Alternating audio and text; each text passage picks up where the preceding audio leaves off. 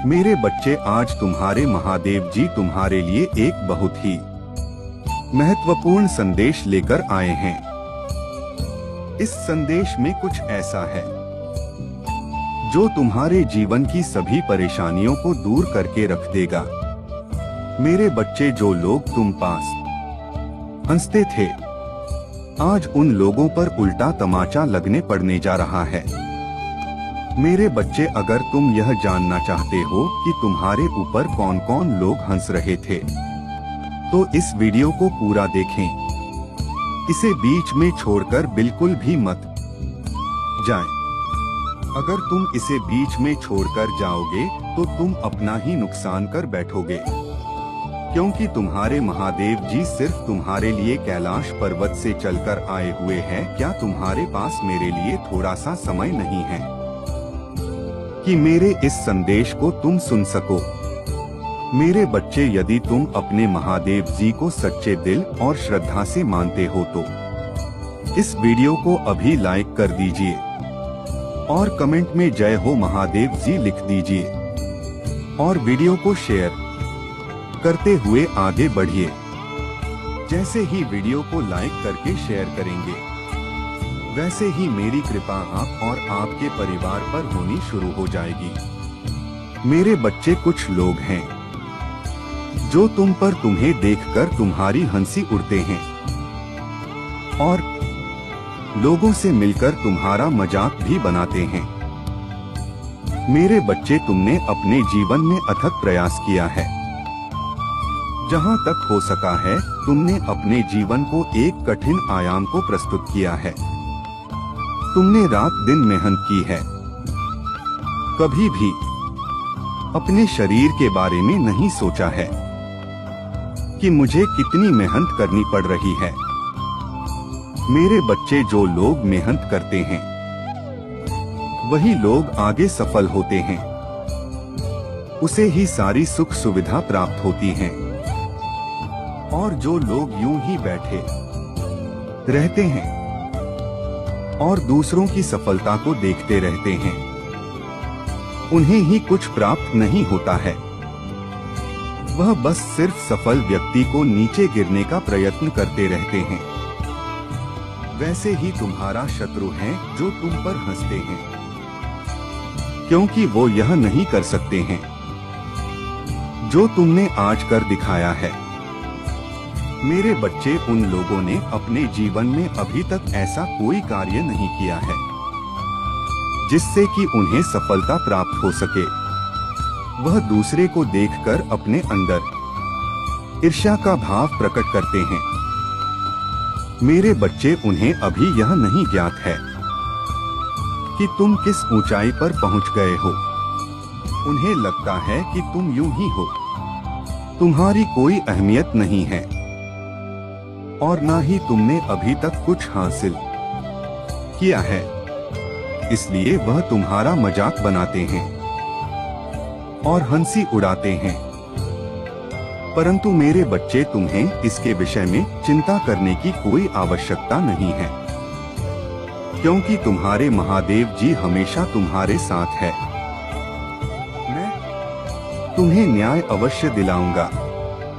जो लोग तुम्हें परेशान और पीड़ित करेंगे, मैं उन्हें कठोर दंड दूंगा और उन्हें किसी भी कार्य में सफल नहीं होने दूंगा, क्योंकि मैं धर्म और धर्म का पालन करने वाला और देखने वाला हूँ।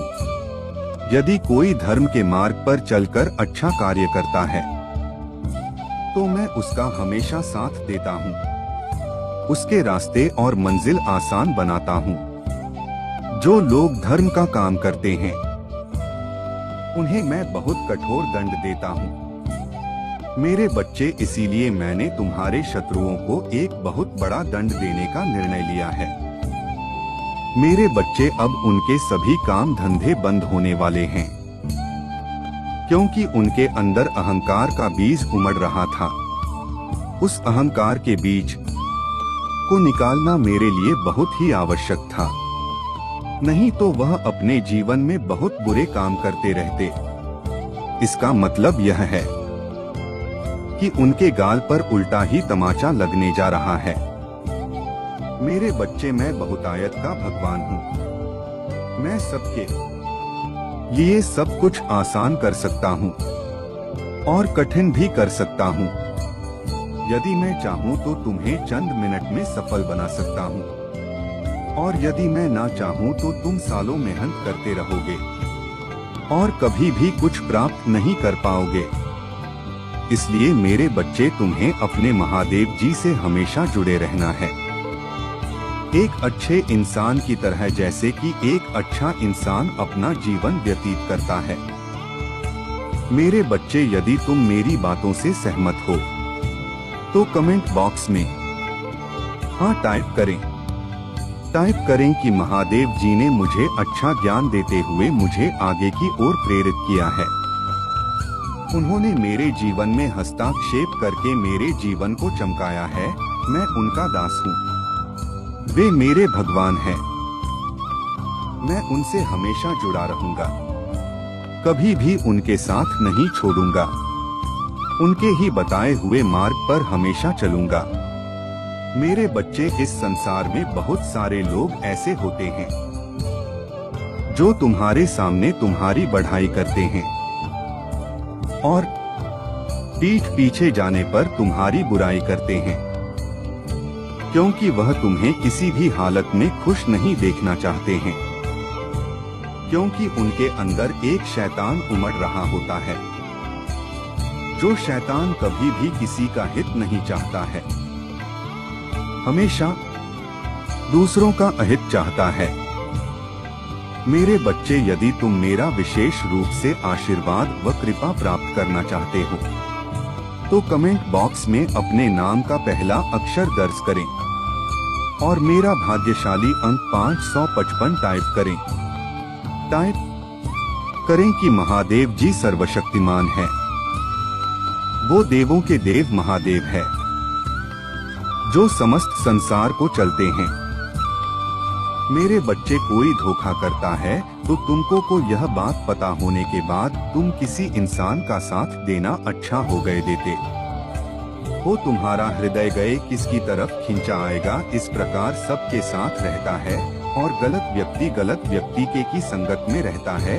तुम्हारी हार हो जाए, कैसे तुम जीत को हासिल न कर पाओ, कैसी तुम्हारी बदनामी हो जाए और कैसे असत्य जीत जाए, कैसे शैतान की विजय हो चाहे, लेकिन ऐसा हो नहीं सकता क्योंकि तुम पर दिव्यात्मा का हाथ है। अजीत तुम्हारी ही होनी है तो वो सब कुछ हासिल करने वाले हो जो तुम्हें प्राप्त होना चाहिए। मेरे प्रिय, शैतान कभी जीत नहीं सकता, फिर चाहे वो कितने भी अथक प्रयास क्यों न कर ले, फिर चाहे वो किसी मनुष्य के भीतर उतार कर उसे अपने कार्य क्यों न कर वाले, फिर चाहे वो किसी दिव्यात्मा को ही अपने कब्जे में क्यों न कर ले, फिर भी अंततः विजय पुण्यात्मा की ही होती है।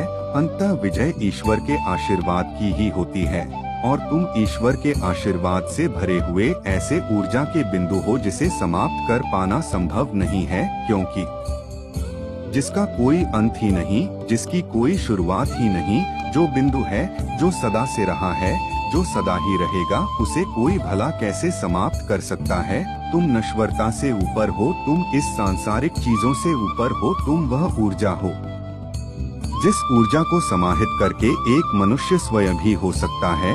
तुम वह ऊर्जा हो, इस ऊर्जा को प्राप्त करके एक संपूर्ण संसार की सकारात्मक रचना रची जा सकती है। तुम ही सृजन करता हो, तुम्हें हराया नहीं जा सकता। और जबकि तुम पर मेरा पूरा हाथ है, जबकि तुम पर मेरा पूरा सहयोग है, जबकि तुम्हारे साथ तुम्हारे पूर्वज थे, वे आत्माएं अदृश्य फरिश्ते मौजूद हैं, तो तुम्हें हरा पाना किसी भी हाल में, किसी भी सूरत में संभव नहीं है। फिर चाहे कितनी ही काली शक्तियां अपना पूरा वर्चस्व लगा के पूरे प्रचंड रूप में तुम पर क्यों ना हो जाएं, फिर भी तुम्हें हरा नहीं सकते। तुम्हारी जीत तो सदा सर्वदा से लिखी जा चुकी है, तुम्हारी जीत को सदा के रूप में लिखा गया है, इसलिए तुम्हें हरा पाना संभव नहीं है। फिर चाहे अंधेरी काली रात में चमकते हुए शैतान हैं हो ना जाए। मेरी प्रिय बच्चे, जो लोग तुमसे पार पाना चाहते हैं, जो लोग तुम्हें नीचा दिखाना चाहते हैं, वो काली शक्तियों की गिरफ्त में है, वो नकारात्मक ऊर्जा की गिरफ्त में है। ऐसा नहीं है कि वह सदा से यही चाहते हैं, लेकिन उनका अहम का और उनके भीतर पर अभिमान इतना हावी है कि वो ये देख ही नहीं सकते कि तुम प्रगति की सीढ़ियां निरंतर चढ़ते चले जाओ। उन्हें तुम्हारी छोटी छोटी जीत से भी आपत्ति होती है, उन्हें तुम्हारे भीतर उठ रहे प्रकार से आपत्ति होती है, उन्हें तुम्हारे भीतर के तत्वों से आपत्ति होती है। उनका तुमसे कभी भी सामंजस्य नहीं हो सकता। उनके भीतर से निकलने वाली ऊर्जा को तुम काट रहे हो। उस नकारात्मक ऊर्जा का कहाँ हो तुम जो उनके भीतर मौजूद हैं। पर ये बच्चे इस संसार में मानवता को हराने के लिए बहुत सी नकारात्मक शक्तियाँ एकत्रित हो रही है। नकारात्मक शक्तियों का प्रभाव समय बढ़ रहा है। संसार में जितने भी पुण्यात्मा है उन्हें सताने का, उन्हें हराने का प्रयास किया जा रहा है। उन्हें नीचा दिखाकर, उनकी बदनामी कर, उनका धन खर्च कराकर उन्हें नीचा दिखाने का, उन्हें हराने का पूरा प्रयास किया जा रहा है। नकारात्मक शक्तियों के एक पूरे बवंडर ने एक चाल चली है, लेकिन उन्हें आभास नहीं है कि वो कभी भी जीत नहीं सकते। हालांकि वो इस तथ्य से वाकिफ है, क्योंकि अतीत में भी ऐसी बहुत सी घटनाएं हुई हैं जब नकारात्मक शक्तियों ने अपना वर्चस्व कायम करने का प्रयास किया है, लेकिन हर बार उन्हें मुंह की खानी पड़ी है, हर बार उन्हें करना पड़ा है, हर बार उन्हें थक्का हार माननी पड़ी है। लेकिन अब समय आ गया है, उनके स्तर स्थापना था, लेकिन ये सर्वनाश एक प्रलय की भी शुरुआत होगी। महाप्रलय एक ऐसा है जिसमें सब कुछ पहचान का विनाश की लीला प्रारंभ हो रही है। अब समय आ गया है जब विजय तिलक ना लाकर विनाश को प्रभावित किया जाए। लेकिन ऐसे समय में भी वह सभी ने आत्माएं जो अपनी पुण्यता से, अपनी दिव्यता से मानवता को जीवित रखे हैं, जिनके भीतर अहंकार, अभिमान, ईर्ष्या, द्वेष नहीं पनप रहा है, जिन्होंने अपने अहंकार, अपने अभिमान, अपने मैं पर काबू पाने का प्रयत्न किया है, उनकी ओर जाओ ने इस प्रलय काल में भी जीत को आकर्षित कर लिया है। और जब उनकी जीत होगी तो विनाश चारों ओर होगा, किंतु उन पर इसका प्रभाव नहीं पड़ेगा। वह तो आगे बढ़ते चले जाएंगे और उनके साथ साथ उनके अपने चाहने वाले, उन्हें प्रेम करने वाले भी प्रगति को प्राप्त होंगे। अब तक तुमने बहुत दुख दर्द देख लिया है और बहुत ही दुख दर्द झेल लिया है। अब तुम्हें खुशियों की आवश्यकता है। अब तुम्हारे जीवन में खुशियाँ ही खुशियाँ आएंगी और तुम्हारा सब कुछ संपन्न हो जाएगा। तुम दिव्यता के अंग हो। तुम अब वो हासिल करने वाले हो जो तुम्हारे भाग्य को जगाने के बाद तुम्हारे मन, मस्तिष्क और आत्मविश्वास से भर देगा। इसकी सूचना तुम्हें शीघ्र ही मिलने वाली है और यह केवल नीति का वरदान नहीं है, बल्कि यह तो तुम्हारे ही कर्मों का फल है। और अब तुम्हारी प्रतीक्षा का अंत हो रहा है। इसलिए मेरे प्रिय बच्चे, किसी भी परिस्थिति में इस संदेश को पूरा सुनना बीच में छोड़कर जाने की भूल मत करना, वरना तुम इस लाभ से वंचित रह जाएंगे। क्योंकि अब तुम्हारे मार्ग में जितनी भी कठिनाई आई थी वो सब समाप्त हो रही है। अब तक जो कुछ भी हो रहा था वो एक कालचक्र का हिस्सा था। वह कालचक्र अपनी पूरी चाल चल चुका है। अब सफलता और उपलब्धियां वास्तविक रूप से तुम्हारे मार्ग में आ चुकी हैं। अब तुम्हारा नाम उस स्थान पर भी सम्मान से पुकारा जा रहा है जहां पर अभी तक तुम्हारे कदम पड़े ही नहीं हैं। इसलिए इस भाग्य उदय के लिए अपने आप को पूरी तरह से तैयार कर लो। अपने मन, मस्तिष्क को पूरी तरह से तैयार कर लो, क्योंकि जब मनुष्य के जीवन में चमत्कार घटने वाला होता है तब वो एक विशेष प्रकार के परिवर्तन का अनुभव करता है। यह परिवर्तन उसके ही मार्ग में फिर से उत्पन्न होती है और उसके मस्तिष्क में होती हुई उसके पूरे शरीर और परिस्थितियों में दिखाई देती है। तुम्हारे जीवन में किसी प्रकार का परिवर्तन हो रहा है। स्वर्ग में बैठे तुम्हारे अपने कुछ पूर्वज तुम्हारी दशा देखकर काफी चिंतित रहे हैं। वो परेशान रहे हैं क्योंकि तुम अपने ही पूर्वजों के अंग हो। तुम अपने जीवन के द्वारा उन्हें पूर्वजों के स्वप्न को साकार कर रहे हो, और सौंपने जिनका तुम्हें ज्ञान नहीं है, वह स्वप्न जो बहुत पहले नेति द्वारा रचित हो गए थे, वो स्वप्न जिसे अब तक साकार हो जाना चाहिए था, उस स्वप्न जो तुम्हारे अपनों ने उन्हें देखे थे, वो अब तुम्हारे शरीर के द्वारा संपन्न कराए जाएंगे। क्योंकि हर कोई इस स्वप्न को साकार करने में सक्षम नहीं होता, हर कोई उस जिम्मेदारी को उठाने में सक्षम नहीं होता जिससे संसार को बचाया जा सके, जिससे एक समय को बचाया जा सके, जिससे मानवता को बचाया जा सके, धर्म की रक्षा की जा सके। लेकिन तुम में वह सामर्थ्य है, तुम में वह क्षमता है कि तुम सृजनात्मक हो सकत, कि तुम संसार को बचा सकते हो, कि तुम अपने को बचा सकते हो, कि तुम उन सभी के स्वप्न को पूरा कर सकते हो जो इस संसार में मौजूद नहीं है, किंतु कभी उनकी चेतना, अभी उनकी बुद्धि संसार में हुआ करती थी और वो एक स्वप्न देखा करते थे।